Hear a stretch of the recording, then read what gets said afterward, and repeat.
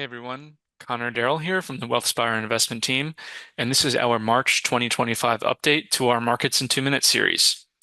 And March is typically a big month for our team because it's when we finish up our annual update to our capital market assumptions.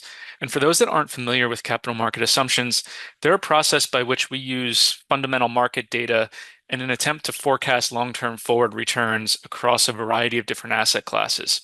And we then use those assumptions to help guide portfolio management decisions, as well as provide insights into the financial planning process.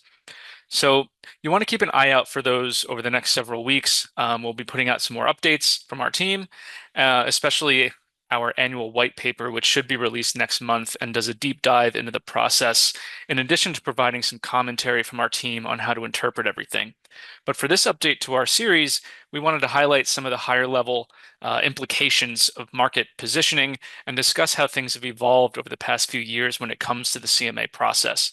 So what you're looking at here is the efficient frontier based on our expectations for risk and return across asset classes over time from 2020 to 2024. And simply put, the efficient frontier is a means of plotting the quote optimal portfolios across a variety of different levels of risk. And in this context, optimal just means the portfolio that gives you the highest forecasted return for a given risk level. And there's a few interesting things going on here. One is that the frontier has shifted higher since 2020, and that's largely driven by the fact that interest rates and inflation have gone up, because baseline interest rates essentially determine the base rate of return for cash, and then any investment that takes on any level of risk should theoretically provide investors with an expected return premium above cash over the long run. And so when cash rates move higher, it sort of pushes all other return expectations up with it.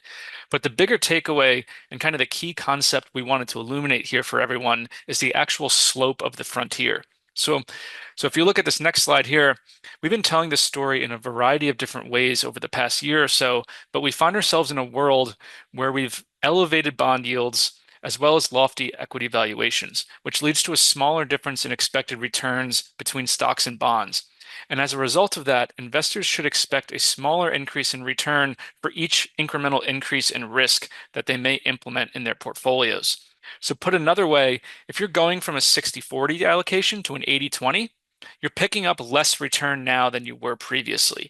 And in an environment where we're starting to see markets become a little bit more concerned with potential recession risks, it's worth having a conversation about risk taking more broadly within that context.